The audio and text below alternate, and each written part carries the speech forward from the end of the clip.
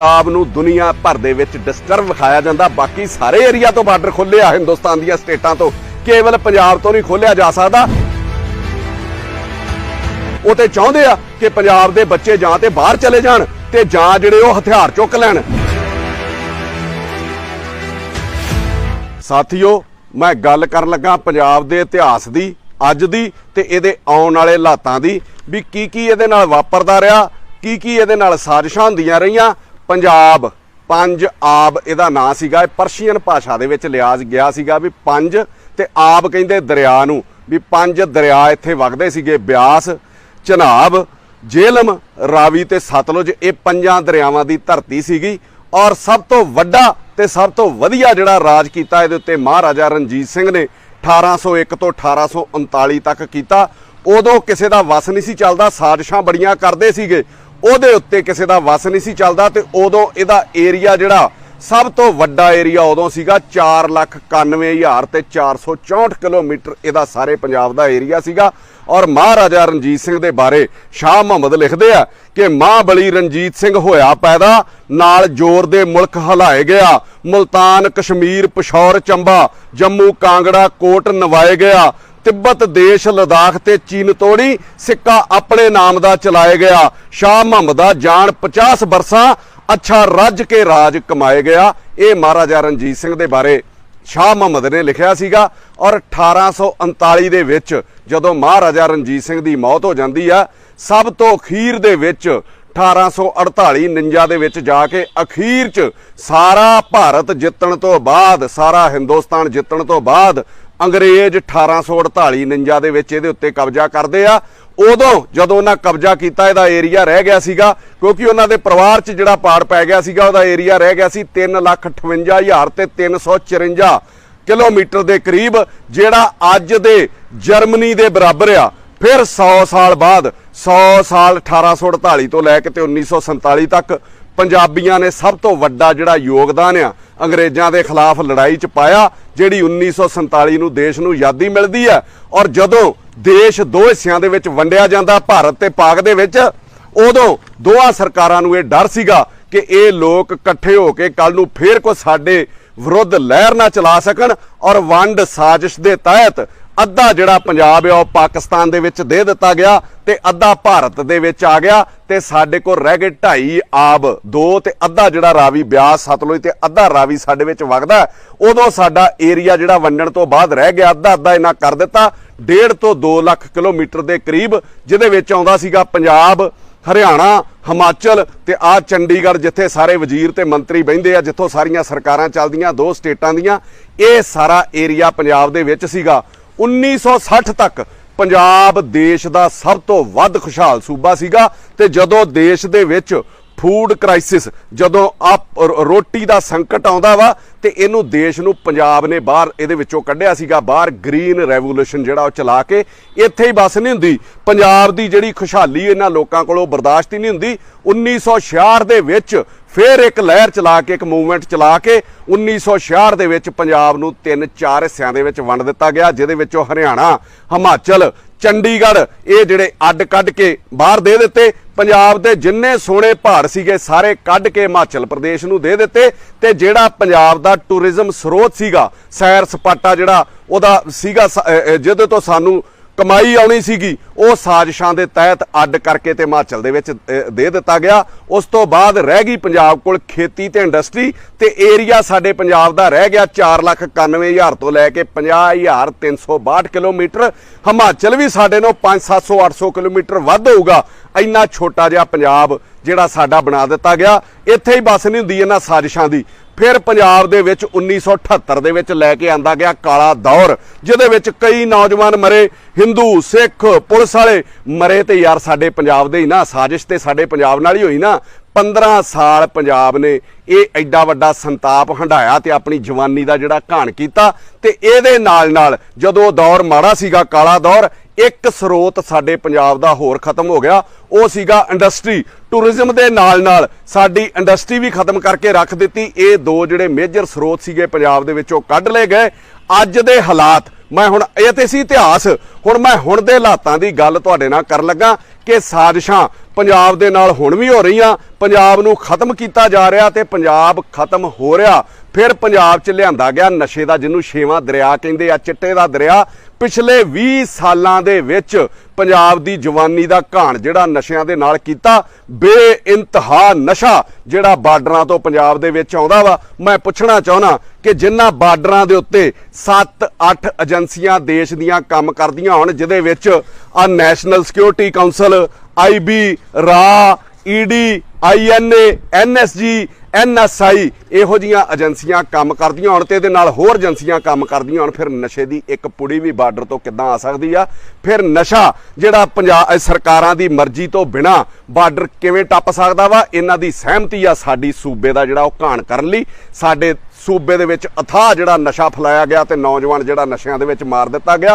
ते साडियां सरकारां जदों नशा बाहरों आउंदा वा ना, ਉਹਦੇ ਵਿੱਚੋਂ ਖੇਪਾਂ मतलब ਕੁਇੰਟਲਾਂ ਦੇ ਹਿਸਾਬ ਨਾਲ ਆਉਂਦਾ ਤੇ ਮੁੱਠੀ ਭਰ ਜਿਹੜਾ ਉਹ ਫੜ ਲੈਂਦੇ ਉਹਦੇ ਵਿੱਚੋਂ ਨਸ਼ਾ ਤੇ ਮੁੱਠੀ ਭਰ ਹਥਿਆਰ ਫੜ ਕੇ ਇਹਨੂੰ ਆਪਣੀ ਉਪਲਬਧੀ ਦੱਸਦੇ ਆ। ਮੈਂ ਤੇ ਇਹ ਕਹਿਣਾ ਚਾਹੁੰਦਾ ਵੀ ਜਿਹੜਾ ਨਸ਼ਾ ਆਉਂਦਾ ਜੇ ਉਹਦੇ ਵਿੱਚੋਂ ਤੁਸੀਂ ਚੰਦ ਨਸ਼ਾ ਜਾਂ ਹਥਿਆਰ ਫੜ ਲੈਂਦੇ ਹੋ ਤੇ ਤੁਹਾਡੀ ਉਪਲਬਧੀ ਨਹੀਂ ਹੈ। ਜਿਹੜਾ ਨਸ਼ਾ ਨਹੀਂ ਫੜਿਆ ਜਾਂਦਾ ਜਾਂ ਜਿਹੜਾ ਨਸ਼ਾ ਆਉਂਦਾ ਵਾ ਉਹ ਤੁਹਾਡੀ ਨਾਕਾਮੀ ਹੈ। ਕਦੀ ਅਫਸਰਾਂ ਦੇ ਖਿਲਾਫ ਵੀ ਕਾਰਵਾਈ ਹੋਈ ਵੀ ਇੱਥੇ ਨਸ਼ਾ ਆਇਆ ਕਿਉਂ, ਹਥਿਆਰ ਆਏ ਕਿਉਂ? ਕਦੀ ਤੁਸੀਂ ਕਿਸੇ SHO ਨੂੰ, ਕਿਸੇ ਅਫਸਰ ਨੂੰ, ਚਾਹੇ ਉਹ ਫੌਜ ਦਾ ਹੋਵੇ, ਚਾਹੇ ਉਹ ਜਿਹੜੀ ਮਰਜ਼ੀ ਏਜੰਸੀ ਦਾ ਹੋਵੇ, ਉਹਦੇ ਉੱਤੇ ਤੁਸੀਂ ਕਦੀ ਕਾਰਵਾਈ ਹੁੰਦੀ ਵੇਖੀ ਆ? ਇੱਥੇ ਹੀ ਤਸੱਲੀ ਨਹੀਂ ਹੁੰਦੀ ਹੁਕਮਰਾਨਾਂ ਦੀ।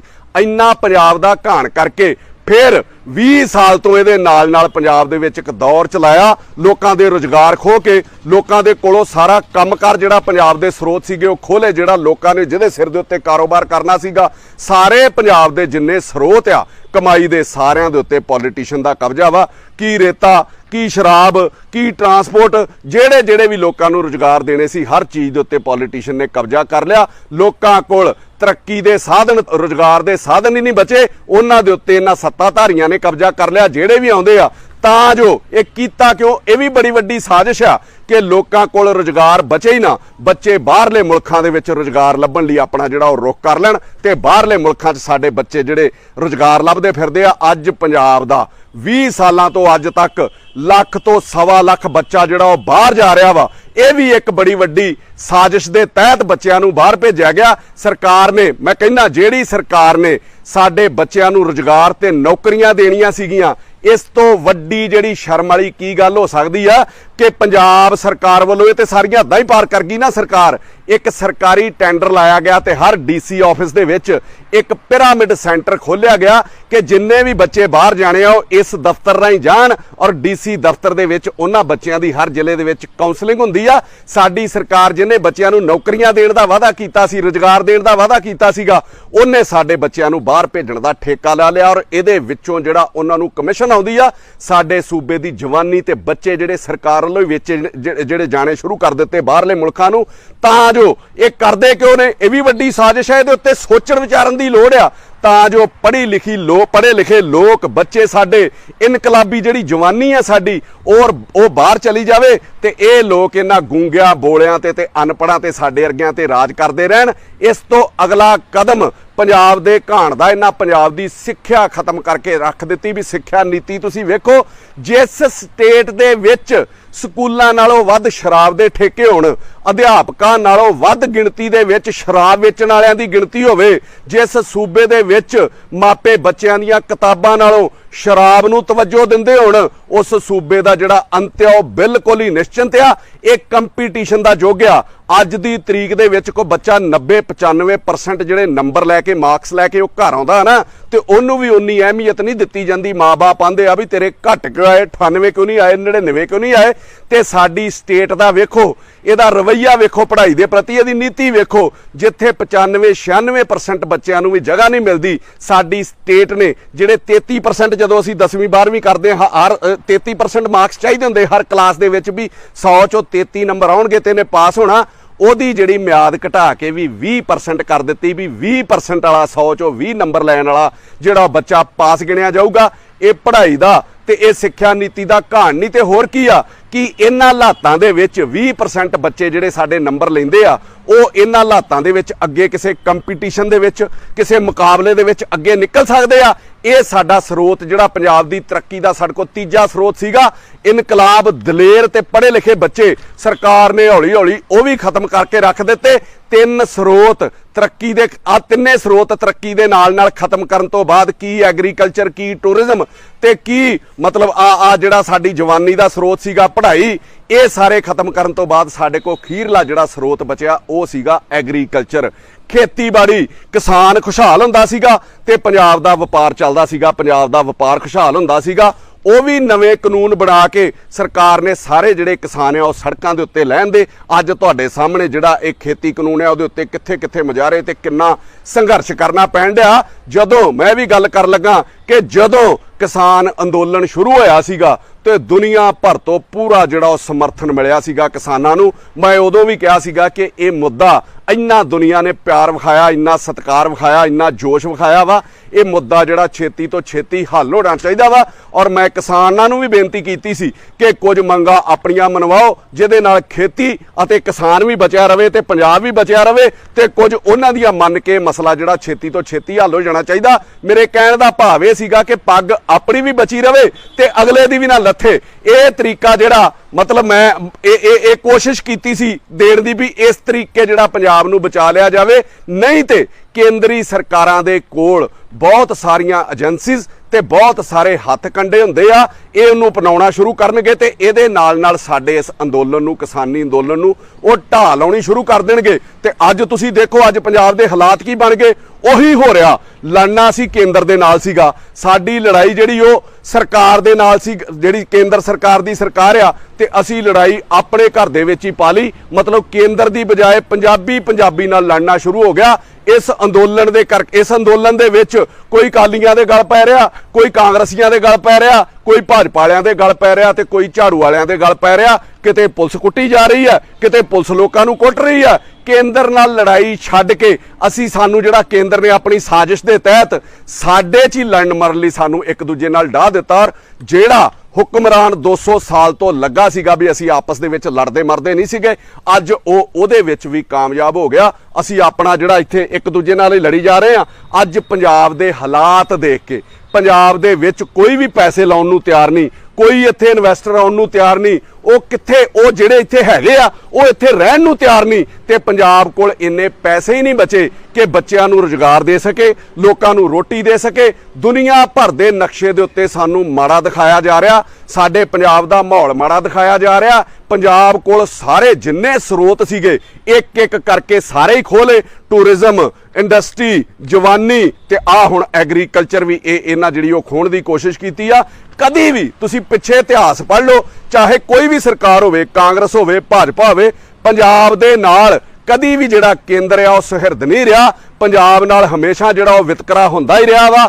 ਪੰਜਾਬ ਦੀ ਮੈਂ ਤਰੱਕੀ, ਜੇ ਤਰੱਕੀ ਚਾਹੁੰਦੇ ਆ ਨਾ ਦੇਸ਼ ਦੇ ਹਾਕਮ, ਤੇ ਛੋਟਾ ਜਿਹਾ ਤਰੀਕਾ ਇਹਨਾਂ ਨੂੰ ਮੈਂ ਦੱਸ ਦਿੰਦਾ ਕਿ ਪੰਜਾਬ ਦੇ ਨਾਲ ਕੱਲਾ ਵਾਘਾ ਬਾਰਡਰ ਜਿਹੜਾ ਲੱਗਦਾ ਵਾ ਇਹਨੂੰ ਖੋਲ ਦਿਓ ਤੇ ਪੰਜਾਬ ਜਿਹੜਾ ਖੁਸ਼ਹਾਲ ਹੋ ਸਕਦਾ ਵਾ। ਜਿਹੜਾ ਮਾਲ ਆ ਬੰਬੇ ਤੋਂ ਕਰਾਚੀ ਜਾਂਦਾ, ਹੈਦਰਾਬਾਦ ਥਾਣੀ ਜਾਂਦਾ, 2500 ਕਿਲੋਮੀਟਰ ਦਾ ਵਾਇਆ ਪੈਂਦਾ ਵਾ। ਕੀ ਗੱਲ ਉਹ 40 ਕਿਲੋਮੀਟਰ ਤੋਂ ਨਹੀਂ ਇੱਥੋਂ ਭੇਜਿਆ ਜਾ ਸਕਦਾ? ਪਰ ਕੋਈ ਚਾਹੁੰਦਾ ਹੀ ਨਹੀਂ ਕਿ ਪੰਜਾਬ ਤਰੱਕੀ ਕਰੇ। ਜੇ ਉਹ ਬਾਰਡਰ ਖੁੱਲ ਜਾਂਦਾ, ਪੰਜਾਬ ਬਿਜ਼ਨਸ ਹੱਬ ਵੀ ਬਣਦਾ, ਪੰਜਾਬ ਜਿਹੜਾ IT ਹੱਬ ਵੀ ਬਣਦਾ। ਪੰਜਾਬ 'ਚ ਰੁਜ਼ਗਾਰ ਲਈ ਕੋਈ ਵੀ ਬਾਹਰੋਂ ਦੁਨੀਆ ਇੱਥੇ ਆ ਕੇ ਕਾਰੋਬਾਰ ਮੰਗੂਗੀ ਜੇ ਕੱਲਾ ਬਾਰਡਰ ਖੁੱਲ ਸਕਦਾ ਵਾ ਤੇ।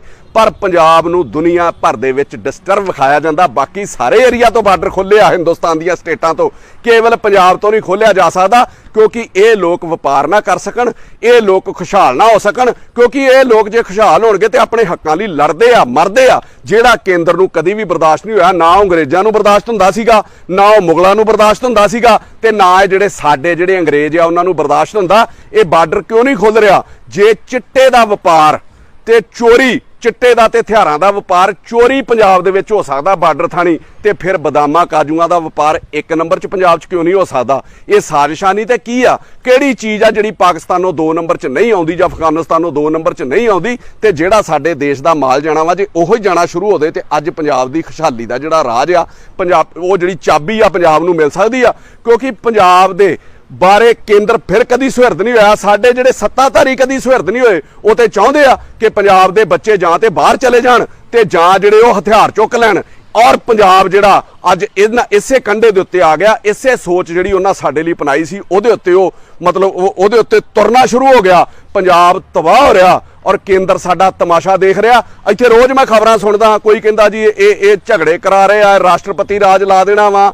ਰਾਸ਼ਟਰਪਤੀ ਰਾਜ ਮੈਂ ਤੁਹਾਨੂੰ ਲਿਖ ਕੇ ਦੇ ਦਿੰਦਾ ਵੀ ਫਰਵਰੀ ਤੱਕ ਪੰਜਾਬ 'ਚ ਰਾਸ਼ਟਰਪਤੀ ਰਾਜ ਨਹੀਂ ਲੱਗ ਸਕਦਾ, ਕਿਉਂਕਿ ਕਾਂਗਰਸ ਕੋਲ ਮੇਜਰ ਜਿਹੜੀ ਉਹ ਮੈਜੋਰਟੀ ਆ। ਔਰ ਇਹ ਫਰਵਰੀ 'ਚ ਇਹ ਹੋ ਸਕਦਾ ਵੀ ਫਰਵਰੀ 'ਚੋਂ ਚੋਣਾਂ ਕਰਾਉਣ ਹੀ ਨਾ, ਪੰਜਾਬ ਨੂੰ ਉਹ ਡਿਸਟਰਬ ਵਿਖਾਉਣ ਔਰ ਪੰਜਾਬ ਦੇ ਹਾਲਾਤ ਜਿਹੜੇ ਉਹ ਜੰਮੂ ਕਸ਼ਮੀਰ ਵਾਲੇ ਬਣਨ ਨੂੰ ਤੁਹਾਡੇ ਤਿਆਰ ਹੋ ਗਏ। ਔਰ ਗਲਤੀ ਸਾਡੀ ਵੀ ਆ, ਸਾਡੇ ਹੁਕਮਰਾਨਾਂ ਦੀ ਵੀ ਆ ਵੀ ਅਸੀਂ ਵੀ ਇਹਨਾਂ ਨੂੰ ਕਦੀ ਆਪਣੇ ਦਿਲੋਂ ਸੁਹਿਰਦਤਾ ਨਾਲ ਲਿਆ ਹੀ ਨਹੀਂ ਵੀ ਇਹ ਸਾਡੇ ਲਈ ਕੁਝ ਕਰਦੇ ਆ ਕਿ ਨਹੀਂ ਕਰਦੇ। ਇਹਨਾਂ ਦੇ ਉੱਤੇ ਕਦੀ ਇਹਦੀ ਵਿਚਾਰ ਕੀਤਾ ਹੀ ਨਹੀਂ। ਮੈਂ ਹੁਣ ਵੀ ਪੰਜਾਬੀਆਂ ਨੂੰ ਕਹਿਣਾ ਕਿ ਹੁਣ ਵੀ ਸੰਭਲੋ। ਮੈਂ ਅਖੀਰ 'ਚ ਤੁਹਾਨੂੰ ਕਹਿਣਾ ਵੀ ਹੁਣ ਵੀ ਬਾਜੋ। ਸਾਡਾ ਅੱਜ ਜਿਹੜਾ ਘਾਣ ਤੇ ਸਾਡਾ ਜਿਹੜਾ ਖਾਤਮਾ ਹੋਇਆ ਵਾ ਨਾ, ਉਹਦਾ ਇੱਕ ਹੀ ਕਾਰਨ ਆ ਕਿ ਮਹਾਰਾਜਾ ਰਣਜੀਤ ਸਿੰਘ ਤੋਂ ਬਾਅਦ ਸਾਨੂੰ ਕੋਈ ਚੰਗਾ ਸ਼ਾਸਕ ਨਹੀਂ ਮਿਲਿਆ। ਸਾਨੂੰ ਲੁੱਟਣ ਵਾਲੇ ਤੇ ਕੁੱਟਣ ਵਾਲੇ ਲੋਕ ਮਿਲੇ ਆ। ਉਹਦੇ ਵਰਗਾ ਰਾਜ ਉਹਦੇ ਵਰਗਾ ਤੇ ਆ ਹੀ ਨਹੀਂ ਸਕਦਾ, ਪਰ ਉਹਦੀ ਸੋਚ ਦੇ ਉੱਤੇ ਪਹਿਰਾ ਦੇਣ ਵਾਲਾ ਵੀ ਕੋਈ ਨਹੀਂ ਮਿਲਿਆ। ਜੋ ਉਹਨਾਂ ਦੀ ਸੋਚ ਮਹਾਰਾਜਾ ਰਣਜੀਤ ਸਿੰਘ ਦੇ ਰਾਜ ਤੋਂ ਲੈ ਕੇ ਤੁਰੀ ਸੀ, ਮੁਗਲਾਂ ਦੀ, ਅੰਗਰੇਜ਼ਾਂ ਦੀ ਤੇ ਸਾਡੇ ਹਾਕਮਾਂ ਦੀ, ਅੱਜ ਉਹਨਾਂ ਦੇ ਮਨਸੂਬੇ ਜਿਹੜੇ ਉਹ ਪੂਰੇ ਹੁੰਦੇ ਨਜ਼ਰ ਆ ਰਹੇ ਆ।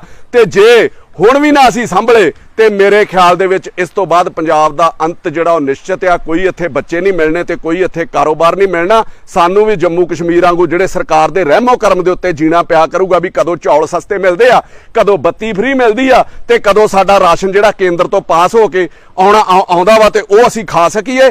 ਅੱਜ ਵੀ ਸੋਚੋ ਵਿਚਾਰੋ। ਮੈਂ ਕਹਿ ਕੇ ਲੈਣਾ ਸਮਾਪਤੀ ਕਰਨ ਲੱਗਾ ਕਿ ਸਾਨੂੰ ਚੰਗਾ ਜਿਹੜਾ ਸ਼ਾਸਕ ਨਹੀਂ ਮਿਲਿਆ। ਮੈਂ ਸ਼ੁਰੂਆਤ ਵੀ ਜੰਗਨਾਮੇ ਤੋਂ ਕੀਤੀ ਸੀਗੀ, ਜਿਹੜਾ ਸ਼ਾਹ ਮੁਹੰਮਦ ਹੋਣਾ ਲਿਖਿਆ ਸੀਗਾ ਮਹਾਰਾਜਾ ਰਣਜੀਤ ਸਿੰਘ ਦੇ ਉੱਤੇ। ਔਰ ਦੂਜਾ ਉਹਦੇ ਵਿੱਚੋਂ ਮੈਂ ਪਹਿਰਾ ਬੋਲ ਕੇ ਸਮਾਪਤੀ ਕਰਨ ਲੱਗਾ ਕਿ ਜੰਗ ਹਿੰਦ ਪੰਜਾਬ ਦਾ ਹੋਣ ਲੱਗਾ। ਮੇਰੇ ਵੀਰੇ ਗੁੱਸਾ ਨਾ ਕਰ ਜਾਣ ਕਿ ਜੰਗ ਹਿੰਦ ਪੰਜਾਬ ਦਾ। ਹਿੰਦ ਪੰਜਾਬ ਉਦੋਂ ਹਿੰਦ ਅੰਗਰੇਜ਼ਾਂ ਦੇ ਹਵਾਲੇ ਸੀਗਾ, ਅੰਗਰੇਜ਼ ਰਾਜ ਕਰਦੇ ਸੀਗੇ ਤੇ ਮਹਾਰਾਜਾ ਰਣਜੀਤ ਸਿੰਘ ਉਹਨਾਂ ਦਾ ਜਿਹੜਾ ਉਹ ਲੜਾਈ ਚੱਲਦੀ ਸੀ। ਜੰਗ ਹਿੰਦ ਪੰਜਾਬ ਦਾ ਹੋਣ ਲੱਗਾ। ਦੋਵੇਂ ਪਾਤਸ਼ਾਹੀ ਫੌਜਾਂ ਭਾਰੀਆਂ ਨੇ। ਅੱਜ ਹੋਵੇ ਸਰਕਾਰ ਤੇ ਮੁੱਲ ਪਾਵੇ। ਜਿਹੜੀਆਂ ਖਾਲਸੇ ਨੇ ਤੇਗਾਂ ਮਾਰੀਆਂ ਨੇ, ਘੋੜੇ ਆਦਮੀ ਗੋਲਿਆਂ ਨਾਲ ਉੱਡਣ, ਹਾਥੀ ਢੈਂਦੇ ਸਣੇ ਅੰਬਾਰੀਆਂ ਨੇ। ਸ਼ਾਹ ਮੁਹੰਮਦ ਦਾ ਇੱਕ ਸਰਕਾਰ ਬਾਝੋ, ਫੌਜਾਂ ਜਿੱਤ ਕੇ ਅੰਤ ਨੂੰ ਹਾਰੀਆਂ ਨੇ, ਫੌਜਾਂ ਜਿੱਤ ਕੇ ਅੰਤ ਨੂੰ ਹਾਰੀਆਂ ਨੇ।